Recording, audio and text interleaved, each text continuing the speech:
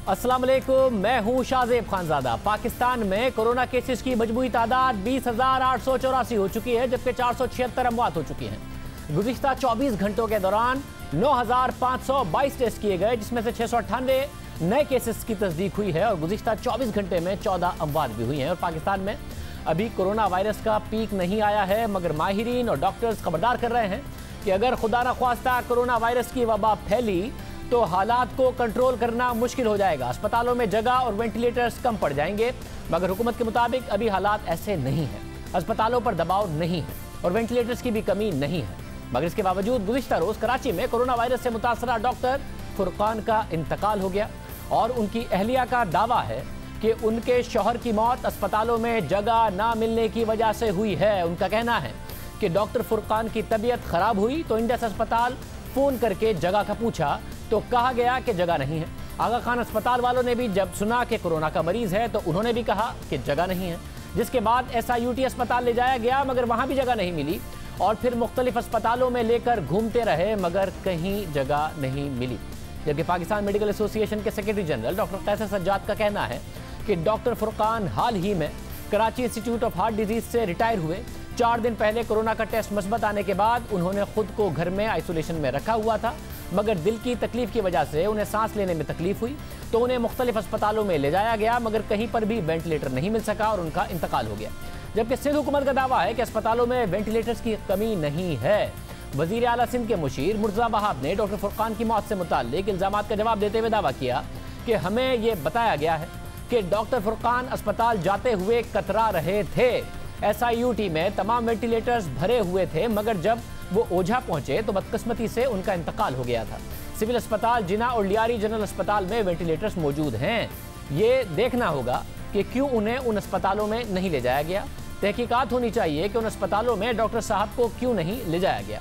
जबकि आज वज़ीर आला सिंध मुराद अली शाह ने कोरोना से मुतालिक ब्रीफिंग में बताया कि इस वक्त सिंध में 79 मरीजों की हालत तशवीशनाक है, जबकि 16 मरीज वेंटिलेटर्स पर हैं। जबकि इस हवाले से 26 मार्च को द न्यूज़ में शाया होने वाली खबर के मुताबिक महकमा सिंध के पास पूरे सूबे के लिए 484 वेंटिलेटर्स हैं, जिनमें से 353 काम कर रहे हैं, 52 खराब हैं, 43 वेंटिलेटर्स को अभी इंस्टॉल होना है। इस पूरी सूरत हाल पर हम बात करेंगे।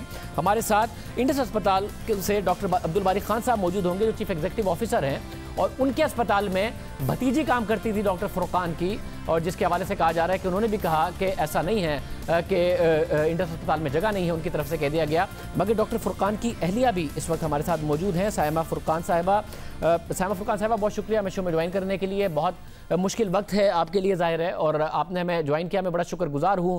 आप जब जो सवाल आपको मुनासिब ना लगे आप जवाब ना दीजिएगा, और अगर आप जवाब ना देना चाहें, इंटरव्यू छोड़ना चाहें, जब आपका दिल चाहे आप इंटरव्यू से जा सकती हैं। मैं बड़ा शुक्रगुजार हूँ कि इस मुश्किल वक्त में आपने हमें ज्वाइन किया है। ज़ाहिर है बहुत सारी बातें हो रही हैं। सिंध हुकूमत का ये भी कहना है कि उन्हें सही अस्पताल में नहीं ले जाया गया। उनकी अपनी भतीजी इंडस अस्पताल में काम करती हैं। एक ऑडियो भी सर्कुलेट कर रही है जिसमें कहा जा रहा है कि वो खुद डॉक्टर फुरकान साहब जाने को तैयार नहीं थे कि लोगों को पता चलेगा मुझे कोरोना वायरस है, जिसकी वजह से लेट होता गया। एग्जैक्टली क्या हुआ? वो जिस दिन उनकी सांस में तकलीफ हुई तो उस दिन इनकी जो बहन है हॉलैंड में रहती है, उन्होंने इसको कहा कि निदा तुम कुछ करो, तो उसने जब वहाँ किया कि अच्छा बैठे चचा आप आ जाए, तो मैंने खुद उसे फोन किया तो उसने चचा से बात की तो चचा ने कहा कि बेटा वहाँ जो प्रॉब्लम जो मुश्किलात है, मैं एक चीज जाऊंगा वहाँ दूसरी चीज में फंस जाऊंगा और मुझे वहाँ नहीं लेंगे ये लोग। उनको जिस चीज का डर था ये वही हुआ। फिर दूसरे दिन सुबह मैंने डॉक्टर आमिर को कॉल की, वो बेचारे आए रिचान के साथ, घर देख के गए कि डॉक्टर साहब आपकी हालत सही नहीं है, आप हॉस्पिटल चले जाएं। फिर हमने निदा को फोन किया, निदा ने कहा कि वहाँ दूसरा, उसने कहा अच्छा आप होल्ड करें। फिर जब हमने दोबारा किया उसने फोन नहीं उठाया, फिर मैंने दोबारा किया, फिर उसने कहा चाची वहाँ पे कोई बेड नहीं है, सब भरा हुआ है, सब विंडोज फुल है, वहाँ किसी को नहीं ले रहे। फिर हमने आगा खान में कॉल की, आगा खान ने भी उन्होंने जब सुना कि पॉजिटिव, उन्होंने कहा हम किसी को नहीं ले रहे, अब बंद हो गया है, उन्होंने बंद किया। फिर हमें किसी ने कहा आप सूट चले जाए, हम डॉक्टर साहब सूट चले गए, वहाँ से घुमाते रहे घुमा के 2 घंटे ये घर लेकर आए। घर में आके वो बेहोश हो गए। मैंने अकेले उठाया, लेकिन उस शख्स ने हाथ नहीं लगाया, खड़ा रहा कि मैं हाथ नहीं लगाऊंगा। तो ये आप बता रही हैं कि जो एम्बुलेंस वाला था उसने हाथ भी नहीं लगाया, ज़ाहिर है उनको कोरोना हुआ था, मगर साथ में आपने कहा घुमाते रहे। सवाल पैदा हो रहा है कि ऐसे अस्पताल क्यों नहीं लेके गए जहां पर वेंटिलेटर्स मौजूद थे। मगर आप बता रही हैं कि डॉक्टर साहब को पहले कन्विंस करने की कोशिश की गई कि वो अस्पताल शिफ्ट हो जाएं, वो नहीं हो रहे थे। आप उनकी जो भतीजी हैं एंडस अस्पताल में, जो खुद डॉक्टर हैं, उन्होंने भी कहा वो नहीं मान रहे थे शिफ्ट होने के लिए। नहीं, डॉक्टर साहब गए थे जिस दिन उनकी दादा तबीयत बिगड़ गई है, वो गए थे। उनको पता था कि कहीं नहीं लेंगे, उन्होंने पहले कह दिया था कहीं नहीं लेंगे। खान वालों ने भी मना कर दिया, सूट जाके वापस आए, वो मना कर दिया। उनका टेस्ट कब हुआ था, कहाँ हुआ था? ये डाव से कराया था, डाव वालों ने कंफर्म किया था। तो उसके बाद क्या कहा डाव वालों ने, और डॉक्टर साहब ने क्या फैसला किया कि वो घर पर ही आइसोलेशन में रहेंगे, अलग थलग रहेंगे? घर पे ही थे। जब उनको फर्स्ट डे जब फीवर आया तो घर पे ही आ गए थे वो। मैंने घर पे उनको लिया कमरे में, मैं और ये दोनों बस बंद हो गए थे। फिर हम ना बाहर जाते थे ना अंदर कोई आता था। बेल बजा के चीज ले लिया, बस इस तरह हम थे। जब इनकी सांस में तकलीफ हुई, ज्यादा बढ़ गई, तो फिर हमने हॉस्पिटल का किया और ये देखें ये हुआ। साहब अगेन ज़ाहिर मुश्किल वक्त है आपके लिए, मगर मैं फिर भी आपकी इजाज़त से एक कुछ सवाल और करना चाहूँगा कि कल ही वो एडमिट होने गए थे जब उनका टेस्ट मस्बत आया, उसके बाद आप बता रही हैं वो घर पर थे, तो एडमिट होने कल ही गए या और नहीं हो सका और अनफॉर्चुनेटली उनका इंतकाल हो गया, या उससे पहले भी उन्होंने एडमिट होने के लिए गए थे, अस्पताल गए थे टेस्ट पॉजिटिव होने और कल के दरमियान? गए थे एक दफा, लेकिन फिर वहां से वापस आ गए। फिर उन्होंने कहा नहीं, मैं नहीं जाऊंगा कहीं, कोई भी नहीं ले रहा, कोई भी नहीं ले रहा। तो जब पहले गए थे तो अस्पताल ने मना कर दिया था उनको एडमिट करने से? लेकिन नहीं, उस वक्त उनको वेंटिलेटर की ऐसी जरूरत नहीं थी। पहले वो एडमिट होने नहीं गए थे, कल वो एडमिट होना चाह रहे थे तो वेंटिलेटर आप ये कह रहे हैं अवेलेबल नहीं था। आपकी अपनी तबीयत ठीक है? आपका आपके घर वालों का टेस्ट कराया है, आप लोग खैरियत से हैं, आप ठीक हैं?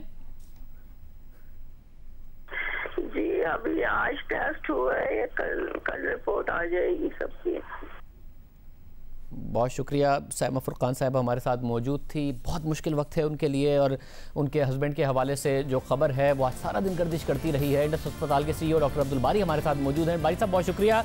भाई साहब, उनकी भतीजी आप ही के अस्पताल में काम करती हैं, और ये खबर आना कि आपके अस्पताल में वेंटिलेटर्स अवेलेबल नहीं थे, उन्हें जगह नहीं मिली, उन्होंने फ़ोन करके बात की, उसके बाद SIUT और दूसरे अस्पतालों में, ये क्या सूरत हाल हुई? अगर उनकी भतीजी आपके अस्पताल में काम करती हैं, आपकी उनसे बात हुई होगी, क्या हुआ है?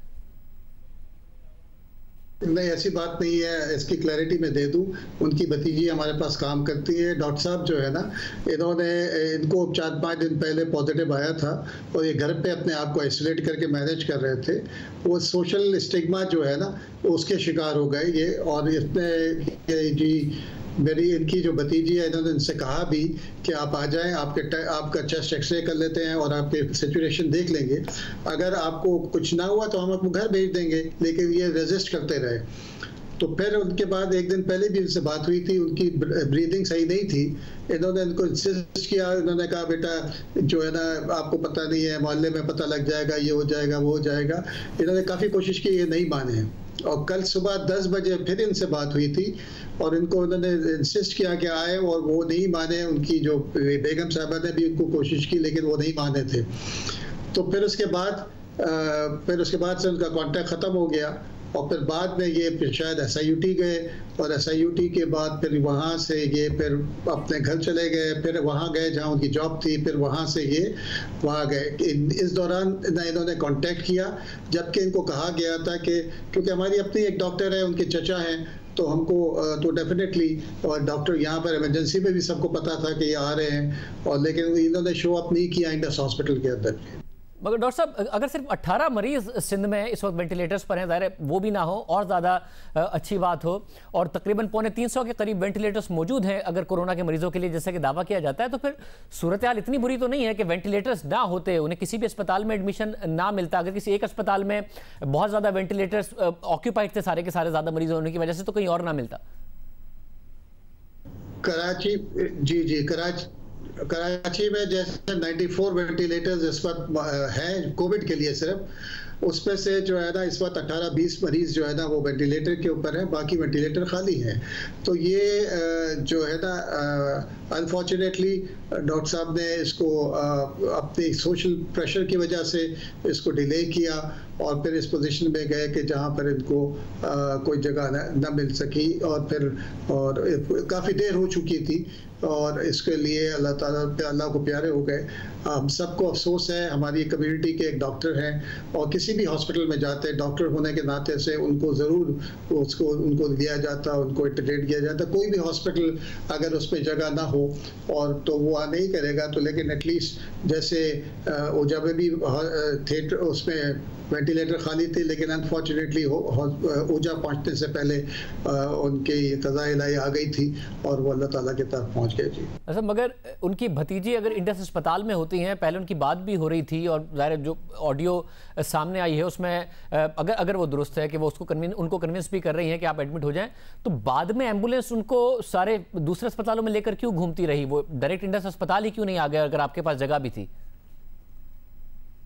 देखिए, मेरी उनसे बात हुई थी, उन्होंने कहा कि उसके बाद से मैंने जो सुबह 10 बजे बात हुई उसके बाद मैंने उनको कांटेक्ट करने की कोशिश की कि उनसे पता करूं। उनकी भतीजी से मेरी बात हुई है, उन्होंने कहा मैंने कोशिश की लेकिन उनका फ़ोन बंद आ रहा था, उनसे कांटेक्ट नहीं हुआ। और बाद में मैंने सोशल मीडिया में देखा कुछ वॉइस मैसेजेस थे कि जो इनके किसी दोस्त ने उनको कहा कि SIUT में मेरी बात हो चुकी है, वहाँ बेड खाली है, आप वहाँ पहुँच जाएँ।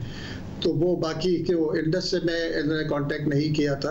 और जब एक जो हॉस्पिटल में काम कर रही होगी और उनकी भतीजी हो और उसने वहाँ पर सब इंतज़ाम किया हुआ हो, तो कैसे उनको मना किया जाएगा कि अब आप यहाँ न लाएं। बहुत शुक्रिया। डॉक्टर बारी हमारे साथ मौजूद थे, सूबाई वज़ीर सिंध सईद गनी साहब हमारे साथ मौजूद हैं। सईद गनी साहब बहुत शुक्रिया। सईद गनी साहब, ज़ाहिर बहुत सीरियस और बड़ा ही अनफॉर्चुनेट ये वाक़या है डॉक्टर फुरकान का। सिंध हुकूमत क्या तहकीक कर रही है इस हवाले से, क्योंकि ये समझ में नहीं आ रहा, अगर सिर्फ सिंध में 18 वेंटिलेटर्स हैं जो ऑक्यूपाइड हैं, बाकी वेंटिलेटर्स मौजूद हैं, तो किसी अस्पताल में क्यों नहीं जगह मिली डॉक्टर फुरकान को? शायद एक तो मैं बिल्कुल इत्तेफाक करता हूँ, बड़ा अनफॉर्चुनेट वाक़या है और ये नहीं होना चाहिए था, और मैं समझता हूँ कि डॉक्टर साहब की जान बच सकती थी। इसमें कहीं ना कहीं ज़रूर कोई कोताही हुई है, कहीं गलती हुई है। लेकिन एक ऑडियो जो हमने सुनी आज, वो किसी एक टीवी चैनल पे भी चली है और शायद उनकी वाइफ ने एडमिट भी किया कि वो उनके इंतकाल से एक दिन पहले की है, जिसमें इनकी जो भतीजी जिनका आपने जिक्र किया है वो इनको इंसिस्ट कर रही है कि वो हॉस्पिटल आ जाएं। तो डॉक्टर साहब खुद थोड़े से रिलेक्टेंट थे। एक तो ये भी मैं समझता हूँ कि हमें माशरे में लोगों को समझाना चाहिए कि कोरोना का वायरस को इतना बड़ा स्टिग्मा पता नहीं क्यों उसको बना लेते हैं कि जी अगर पता चल जाएगा लोगों को तो शायद सोसाइटी में हमारे लिए कोई मुश्किल हो जाएगी। ये किसी को भी हो सकता है, मुझे हुआ, मैंने तो खुद शेयर किया लोगों से कि मेरे साथ ये प्रॉब्लम है, गवर्नर साहब को हो गया, उन्होंने शेयर किया है, और बहुत सारे लोगों को हुआ है, बरतानिया के वज़ीर आज़म को हो गया। तो ये जो प्रॉब्लम नजर आई है मुझे ये थी कि शायद वो बहुत ज्यादा इस हवाले से सेंसिटिव थे कि अगर लोगों को बाहर पता चलेगा, लोग देखेंगे, तो शायद उनकी फैमिली के लिए कुछ मसले होंगे, और उसकी वजह से वो हॉस्पिटल नहीं जाना चाह रहे थे। जब तबीयत बहुत ज्यादा खराब हुई तब उन्होंने जाने की कोशिश की। फिर ये जो मिस हैंडलिंग हुई है वो आपके सामने, जिसकी वजह से उनकी जान चली गई है। हम इस पे इंक्वायरी कर रहे हैं और शेयर करेंगे ये सबके साथ हम। मतलब आप ज़रा इंक्वायरी की जो भी रिपोर्ट है, मगर एक सवाल यहाँ पर यह पैदा हो रहा है कि डॉक्टर साहब लेट हो भी गए थे उनकी ज़ाती वजूहात की वजह से, वो जिस तरीके से सोच रहे थे, तो उसके बावजूद भी सिंध हुकूमत तो दावेदार है कि हम इस मामले को सीरियस लेते हैं और ज़ाहिर इक़दामात भी सबसे पहले आप लोगों ने किए। तो ये एम्बुलेंस वाले को क्यों नहीं पता था कि एग्जैक्टली कहाँ उन्हें लेके जाना चाहिए, कौन सा अस्पताल है, सांस में प्रॉब्लम है, कोरोना का मसला हो सकता है, तो कौन सा अस्पताल है जहाँ पर वेंटिलेटर अवेलेबल होगा? ये क्यों हुआ कि उनको लेकर घूमते रहे और जहाँ गए वहाँ पर वेंटिलेटर्स मौजूद नहीं थे? ये सारी की सारी कोऑर्डिनेशन क्यों नहीं थी कि पता हो कि अगर कोरोना का मरीज है तो एम्बुलेंस वाले को कहाँ लेके जाना है अगर उनकी हालत इतनी सेंसिटिव हो रही थी? मैं इससे बिल्कुल देखें इत्तेफाक करता हूँ। जो मैंने कहा ना कि मिस हैंडलिंग हुई है, वेंटिलेटर्स ना होने वाली तो बात ही गलत है। ये पॉसिबिलिटी है कि किसी एक हॉस्पिटल में जितने वेंटिलेटर्स हो वो ऑक्यूपाई हो, वहाँ अवेलेबल ना हो, लेकिन ये कहना कि किसी हॉस्पिटल में नहीं थे, ये बात बिल्कुल गलत है। वेंटिलेटर्स बिल्कुल मौजूद थे, आज भी मौजूद हैं। अब इस पे मैं थोड़ा सा सच्ची बात है बात करते हुए मोहतात होकर बात करना चाह रहा हूँ। ताकत ये कि हमारे पास एक कंप्लीटली कम्प्रीहेंसिव इसकी रिपोर्ट आ जाए और हम इस पे काम कर रहे हैं और इंशाल्लाह ताला कल हम शेयर करेंगे कि कहाँ कोताही हुई। अगर इसमें कहीं सरकारी सतह पर कोई कोताही होगी तो हम उस पर भी एक्शन लेंगे, और अगर हमारी कहीं कोई गलती होगी जिसकी वजह से उसको मजीद बेहतर कर सकते हैं सिस्टम को, तो हम उसको भी ठीक करने की कोशिश करेंगे। अच्छा, एक और सवाल ये पैदा हो रहा है कि आपकी तरफ से ज़ाहिर बार बार कहा जाता है कि बहुत जो सिचुएशन है वो इस वक्त संजीदा है, मामला बहुत ख़राब हो रहा है, अस्पतालों में इस वक्त कैपेसिटी के मसले आ सकते हैं, मगर अगर सिर्फ 18 वेंटिलेटर्स इस वक्त ऑक्यूपाइड हैं कोरोना के मरीजों से, तो आपके पास जगह तो है, अभी कैपेसिटी तो मौजूद है। ज़ाहिर है 18 भी ना हो तो और ज़्यादा अच्छी बात है, मगर ऐसा नहीं है कि बुरी तरीके से इस वक्त सूरत हाल है, वेंटिलेटर्स भी फारिग नहीं है। आप जितनी सिचुएशन ख़राब बताते हैं उतनी सिचुएशन क्या ख़राब नहीं है इस वक्त सिंध में? शायद बहुत सारे नहीं, देखें हमारे पास हजारों वेंटिलेटर नहीं है, चंद 100 हैं, कुछ हमने और ऑर्डर प्लेस किए हैं, वो भी 100-150 और आ जाएंगे एक्स्ट्रा। लेकिन जिस तेजी से केसेस में इजाफा हो रहा है और बावजूद इसके के रिलेटिवली, मैं ये नहीं कहता हूँ कि बहुत कोई बड़ा अच्छा लॉकडाउन था, रिलेटिवली कुछ ही हद तक कोई लॉकडाउन हमने किया हुआ है, लोगों के मिलने मिलाने पे कुछ पीछे तक पाबंदी है और मुलाकातें लोगों की कम हो रही हैं, उसके होते हुए भी जो नंबर ऑफ केसेज हैं वो उसमें इजाफा हो रहा है। और ये भी ध्यान में रखें कि नंबर ऑफ केसेस उस वक्त बढ़ रहे हैं जितने हम टेस्ट कर रहे हैं। हम 3000 टेस्ट, हमने 2500 टेस्ट किए हैं, उसमें 400 के करीब लोग जो है वो पॉजिटिव आ गए। अगर ये परसेंटेज जो है वो 10, 15, 20 और एक दिन 18% भी आए पॉजिटिव, तो ये बहुत ज्यादा है। अब तस्वर करें ना, किसी दिन अगर हमने टेस्ट 20,000 कर दिए तो 20,000 का आप निकाल लीजिए 10% और 15% क्या हो सकता है। तो सूरत हाल खराब हो सकती है। और अगर आज 18 पेशेंट सिर्फ वेंटिलेटर पे हैं तो इसका मतलब ये नहीं कि हम रिलैक्स हो जाएं। हम ये समझते हैं कि आने वाले दिनों में नंबर ऑफ पेशेंट्स जो हैं वो इंक्रीज होंगे, और खुदा न खास्ता अगर उसमें फिर वही जो बीमार लोग हैं जिनको कोई और क्रॉनिक डिजीज हैं या किसी की एज ज्यादा है, तो अगर वो इसमें मुब्तला हो गए तो ये नंबर बहुत तेजी से बढ़ भी सकता है। तो हम उस नैच पर पहुंचकर परेशान नहीं होना चाहते जिस पर अमेरिका और यूरोपियन कंट्रीज पहुंचे। हम समझते हैं कि हमें पहले बहुत ज्यादा एहतियात करनी चाहिए, जो हम कोशिश कर रहे हैं। सब एक और मसला है जिस पर आप ज़ाती तौर पर मुज़ाकरात का हिस्सा हैं, वो ट्रांसपोर्टर्स के हवाले से। अब ट्रांसपोर्टर्स ने भी आपको डेडलाइन दे दी है। ज़ाहिर है जो ताजिर हैं, जो दूसरे मामलात हैं, उसके मुकाबले में ट्रांसपोर्ट को, और जो जैसी पब्लिक ट्रांसपोर्ट होती है, अगर वो खुलने जा रही है तो बसों में तो सोशल डिस्टेंसिंग नहीं हो सकती, वो तो बहुत ज़्यादा इस वक्त वायरस फैलने की वजह बन सकता है। इस हवाले से आप क्या सोच रहे हैं? आप खुद मुज़ाकरात कर रहे हैं। देखिए, अब ये जो आप बात कर रहे हैं उससे मैं डिसएग्री तो नहीं कर सकता हूँ, लेकिन ट्रांसपोर्ट के अलावा भी बहुत सारे ऐसे मकामात हैं जहाँ आज भी बिजनेस हो रहा है और शायद वायलेट कर रहे हैं सोशल डिस्टेंसिंग को लोग बुरी तरह से, और बिल्कुल भी संजीदा इसको नहीं ले रहे हैं। लेकिन मेरा ये समझना है कि अगर कहीं किसी एक जगह हो रहा है तो उसको मिसाल बना के 10 जगहों की और इजाजत नहीं दी जा सकती है। लेकिन चूंकि वफाकी हुकूमत का ये फैसला जिस तरह बाज़ाहिर नजर आ रहा है हमें, आज भी वज़ीर आज़म साहब ने कहा, कल असद उमर साहब ने कहा, तो शायद ये काफ़ी ईज करने जा रहे हैं लॉकडाउन में। तो हमारे पास भी कोई ये ऑप्शन तो नहीं रहेगा कि पूरे मुल्क में कारोबार करने की इजाज़त हो और सूबा सिंध हम लोगों को ना करने दें। हम भी कुछ न कुछ ज़रूर आसानियां देंगे, लेकिन जाहिर है कि जो SOPs बनाएंगे कोशिश करेंगे उस पर हत्तुल इम्कान को इम्प्लीमेंट करा सकें और ज़्यादा एग्रेसिवली लोगों को अवेयरनेस दे सकें, उनको आगाही दे सकें कि किसी तरह अपने आप को इससे महफूज रखने के इकदाम वो कर लें। मतलब पहले आपका हर हवाले से रवैया बड़ा सख्त था, ताजिरों के हवाले से भी, अब ऐसा लग रहा है जैसे सॉफ्ट रवैया है आपका, ट्रांसपोर्टर्स को इजाज़त दी जा सकती है। देखिए, अगर पूरे मुल्क में सारी चीज़ें चलना शुरू हो जाएं, अगर ट्रेनें चलना शुरू हो जाएं, अगर हमारे जहाज चलना शुरू हो जाएं, अगर हमारी और ट्रांसपोर्ट चलना शुरू हो जाए, तो फिर मुझे बताइए कि हमारे पास जवाब क्या रह जाता है कि हम शहर के अंदर ट्रांसपोर्ट की इजाज़त ना दें। मगर अभी तो ट्रेनें और जहाज़ बंद हैं, अभी तो इस तरीके से नहीं चल रहे हैं। डोमेस्टिक चाहे वो फ्लाइट्स हों या फिर ट्रेनें हों, वो बंद हैं। अभी बंद है ना, मैंने कहा ना कि जो नज़र आ रहा है हमें कि शायद बहुत सारी चीज़ें खुलने जा रही। बहुत शुक्रिया, सईद गनी साहब हमारे साथ मौजूद थे। वो कह रहे थे शायद बहुत सारी चीज़ें खुलने जा रही हैं। आज वज़ीर आज़म ने लॉकडाउन में नरमी का इशारा भी दिया था। पाकिस्तान में कोरोना वायरस बैरून मुल्क से आने वालों के ज़रिए फैला था, जिसके बाद फ़्लाइट ऑपरेशंस को बंद कर दिया गया था। मगर जब से बैरून मुल्क फ़्लाइट ऑपरेशन बहाल हुए हैं, बैरून मुल्क से आने वाले मुसाफिरों में एक बार फिर कोरोना वायरस की तस्दीक हो रही है और ये तादाद बढ़ती जा रही है, जिससे पाकिस्तान के अस्पतालों में इजाफी बोझ पड़ने का खदशा है, यह खुद हुकूमत कह रही है। 28 अप्रैल को इस्लामाबाद और पेशावर में, अबू धाबी और कतर से आने वाली परवाजों के तकरीबन 150 से ज़ायद मुसाफिरों में कोरोना वायरस की तस्दीक हुई। रावलपिंडी की ज़िला इंतजामिया के मुताबिक 28 अप्रैल को अबू धाबी से आने वाली फ्लाइट 209 मुसाफिरों को लेकर आई और इस्लामाबाद एयरपोर्ट पर पहुंची, जहां तमाम मुसाफिरों का कोरोना टेस्ट किया गया, जिसमें से 104 मुसाफिरों का टेस्ट मुस्बत आ गया। इसी तरह खैबर पख्तूनख्वा के महकमा सेहत की रिपोर्ट के मुताबिक 28 अप्रैल को कतर से पेशावर आने वाली परवाज के जरिए 248 मुसाफिर वतन वापस पहुंचे थे। उनमें से 54 मुसाफिरों में कोरोना की तस्दीक हुई और सूबाई महकमा सेहत के मुताबिक बैरून मुल्क से 4 परवाजों के जरिए 2 हफ्तों के दौरान 932 मुसाफिर वापस आए हैं। उनमें से 189 मुसाफिरों का कोरोना टेस्ट मुस्बत आया है, जिन्हें क्वारंटीन में रखा गया है। जबकि 28 अप्रैल को हमारे प्रोग्राम में वज़ीर सेहत पंजाब यास्मीन राशिद ने भी बैरून मुल्क से आने वाले मुसाफिरों में कोरोना वायरस की तस्दीक पर तशवीश जाहिर की थी। उन्होंने भी बताया था कि शारजा से आने वाली फ्लाइट के 230 मुसाफिरों की अक्सरियत में कोरोना की तस्दीक हुई है। पाकिस्तान आने वाले मुसाफिरों के साथ साथ PIA के पायलट्स और जहाज के अमले में भी कोरोना वायरस की तस्दीक हो चुकी है। 7 अप्रैल को कनाडा से आने वाली PIA की परवाज के 2 पायलट्स और अमले के 3 अराकीन में कोरोना की तस्दीक हुई थी। हुकूमत ने बैरून मुल्क में फंसे हुए पाकिस्तानियों को वापस लाने के लिए फ्लाइट ऑपरेशन शुरू किया हुआ है। हिफाजती इंतजामात के तहत वापस आने वालों के लिए एयरपोर्ट पर कोरोना के टेस्ट किए जाते हैं। 48 घंटे उन्हें क्वारंटीन में रहना पड़ता है। अगर उसके बाद टेस्ट मुस्बत आए तो फिर वो फैसला कर सकते हैं कि उन्हें घरों में किस तरीके से आइसोलेशन में रहना है।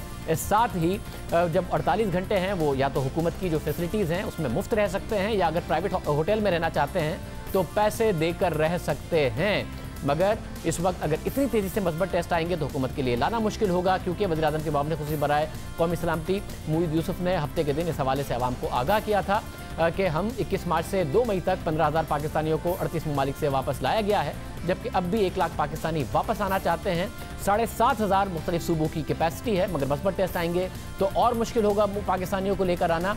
वज़ीर आज़म के मामले खुसूसी बराए कौमी सलामती हमारे साथ मौजूद भी हैं। मुईद यूसुफ साहब, बहुत शुक्रिया। तो साहब, आपने हफ्ते को बाकायदा तौर पर पूरा प्लान बताया कि किस तरीके से आप लोगों को वापस लाना चाहते हैं। 48 घंटे का क्वारंटीन, सरकारी फैसिलिटी में मुफ्त में रह सकते हैं, प्राइवेट फैसिलिटी में पैसे देकर रह सकते हैं, मगर बहुत तेज़ी से मुस्बत आ रहे हैं टेस्ट। रावलपिंडी में जो फ्लाइट आई उसमें बहुत सारे लोग मुस्बत, पेशावर में मुस्बत। ये जो इतने ज़्यादा मुस्बत टेस्ट आ रहे हैं, ये वजह क्या है? क्या उन ममालिक में टेस्ट नहीं हो रहा है या फ्लाइट में लोगों को लग रहा है, क्या हो रहा है? जी शुक्रिया शाहजेब, आपकी बात बिल्कुल दुरुस्त है। देखिए, जब हमने एयरपोर्ट्स खोले थे 4 अप्रैल को, तो हमने पहले फ़ैसला ही ये किया था और तमाम कौम के सामने भी रखा था कि हम आहिस्ता आहिस्ता बतदरीज जो है इजाफ़ा करेंगे पैसेंजर्स में। क्यों?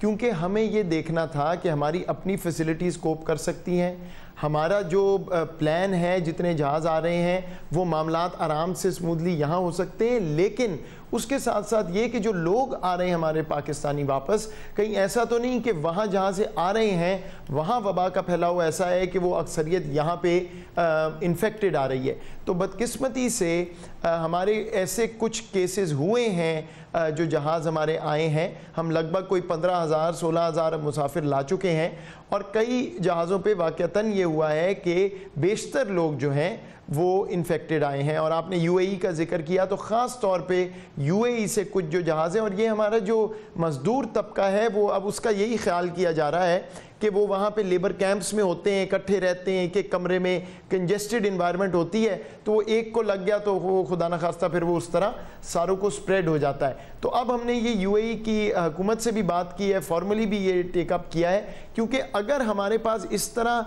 पॉजिटिव केसेस आते रहें तो फिर ज़ाहिरी बात है सूबों की जो कैपेसिटी है करंतना की, आइसोलेशन की, अस्पतालों की, वो भी फिर प्रेशर में आ जाती है और फिर हमें अपने नंबर कम करने पड़ते हैं जो मुसाफिर हम बाहर से लाते हैं। तो जैसे आप जानते हैं कि ये हमें वज़ीर आज़म साहब की भी ताकीद है और पॉलिसी का मंतक ही ये है कि जितने पाकिस्तानी हम जितनी जल्दी ला सकें, उनका हक है वापस आना, वो हम लाएँ। लेकिन जब ऐसे वाक़यात होते हैं, ऐसा डेटा हमारे सामने आता है, क्योंकि हमने फैसला करना है शाहजेब कि ज़्यादा से ज़्यादा लोग आए महफूज तरीके से। तो अगर पब्लिक हेल्थ वाला इशू जो है वो आड़े आएगा तो फिर जाहिर बात है हमें नंबर कम करना पड़ेगा। और ये बदकिस्मती से पिछले हफ्ते में काफ़ी केसेस ऐसे निकले हैं। और साहब, ज़ाहिर आपने कहा कि 7,500 की तकरीबन सूबों की कैपेसिटी है। अगर मुस्बत टेस्ट आएंगे, ज़्यादा लोगों को फैसिलिटीज़ देनी पड़ेंगी तो वापस लाना मुश्किल हो जाएगा। मगर ये मैं फिर जानना चाह रहा हूं कि ये वहां पर क्या टेस्ट नहीं हो रहे जिन ममालिक से ये आ रहे हैं, चाहे अरब ममालिक हों या दूसरे ममालिक हों, या फिर लोगों को जहाज में से ही जैसी फुटेजेस सामने आई दरमियान में लग रहा था कि जहाज में भी वाजे तौर पर सोशल डिस्टेंसिंग का नहीं ख्याल रखा गया? क्या लोगों को जहाज में बैठ के तो नहीं लग रहा, क्योंकि लोग बहुत ज्यादा डर गए हैं, हमसे भी बहुत ज्यादा लोग राब्ता कर रहे हैं कि भाई हम कैसे ट्रैवल करें अगर सही तौर पर जहाज में डिस्टेंस को नहीं मेंटेन किया जा रहा?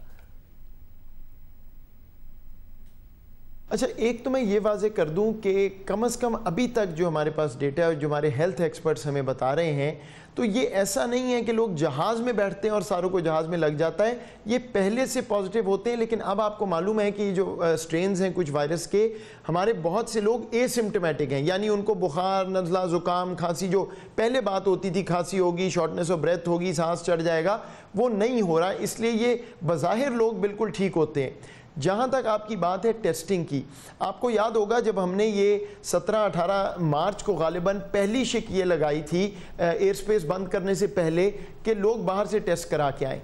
प्रॉब्लम ये है कि बाहर के ममालिक जो हैं वो PCR टेस्ट, जो टेस्ट सबसे मौजूद हैं जो हम कर रहे हैं यहाँ पे पाकिस्तान में, वो इस क्वांटिटी में मौजूद नहीं है या इतनी फ्रीली अवेलेबल नहीं है कि बाहर वाले मुल्क जो हैं वो हमारे पैसेंजर्स पे वो करने को तैयार हों।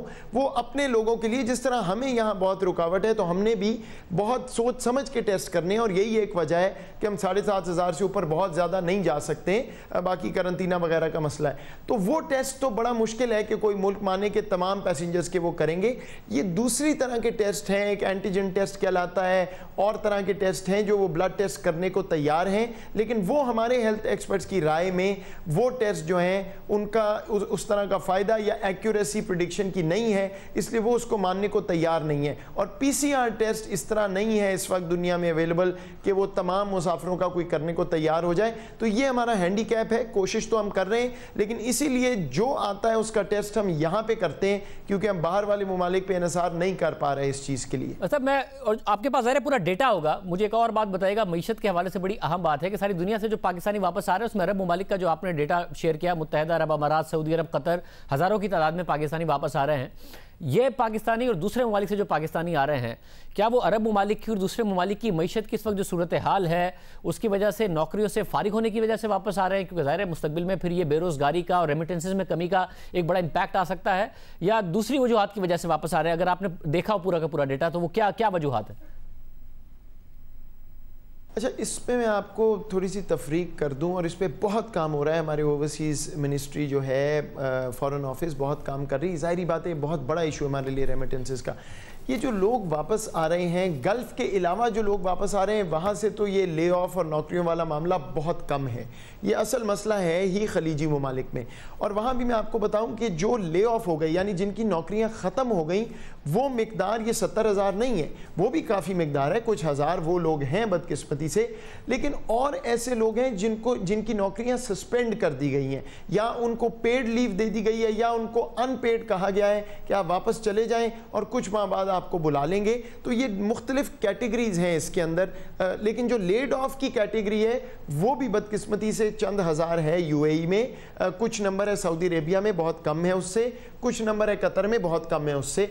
लेकिन ये भी इसमें बदतदरीज इजाफा होगा अगर खलीजी ममालिक की जो मईशत है वो ज़ाहिरी बात है एक रुकी हुई है, स्टैंड स्टिल पे है। लेकिन ओवरऑल हमारे जो लोग ज़्यादातर आ रहे हैं वो हैं जिनको या छुट्टी दी गई या फोर्स्ड लीव दी गई, और उनको ज़ाहिरी बात है वो भी मज़दूर तबका है, वहाँ रह के बगैर तनख्वाह के कुछ नहीं कर सकता। लेकिन ये मसला है कि ये तमाम वो लोग हैं जो रेमिटेंसेस देते हैं, और इस पर इसीलिए बहुत काम भी हो रहा है, दूसरे ममालिक से बात भी हो रही है कि हमारी जितने मज़दूर तबके की नौकरियाँ बच सकें वो बचें। और एक और कैटेगरी इसमें वो है कि सर्दियों के मौसम में खलीजी ममालिक में वैसे ही मेंटेनेंस के लिए शॉर्ट टर्म कॉन्ट्रैक्ट्स पे लोग जाते हैं। जब उनकी इंडस्ट्री ज़रा स्लो होती है, वो अपनी मेंटेनेंस वगैरह करते हैं, तो हमारे बहुत से लोग 3, 4, 5 महीने के कॉन्ट्रैक्ट पे जाते हैं। तो इसमें कुछ वो लोग भी हैं जिनकी नौकरियां वैसे ही ख़त्म हो रही थी और वो वापस आ रहे हैं। बहुत शुक्रिया, अबू यूसुफ साहब हमारे साथ मौजूद थे। प्रोग्राम में एक ब्रेक शामिल करते हैं, मज़ीद आपको बात करेंगे एक ब्रेक के बाद।